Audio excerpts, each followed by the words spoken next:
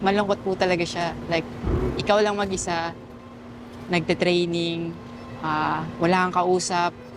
Pag kumakain, like, hindi mo alam yung culture nila, yung salita nila.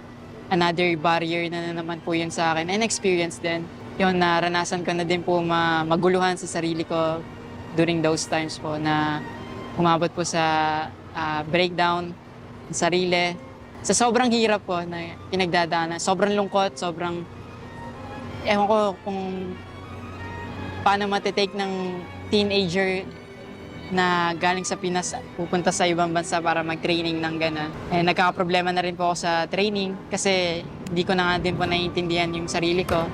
Sobrang takot na takot po ako. So, nagdasal po talaga ako. Nangingi ako ng lakas ng loob, guidance, lahat po talaga ng mga kinakatakot ko. Like, sinabi ko talaga ng totoo ako sa sarili ko. Hanggang sa doon po ako nakatulog. And then, pagising ko, medyo nabawasan na yung bigat na nararamdaman ko. And ayun yung naging way ko po talaga na kumawak sa straw. Sa last straw po siguro. Ang hirap po talaga ng mag-improve na yung process.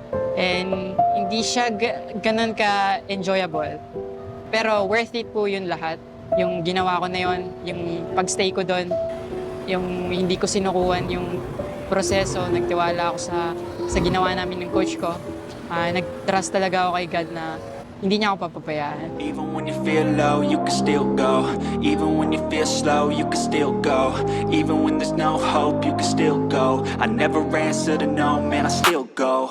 Go, go.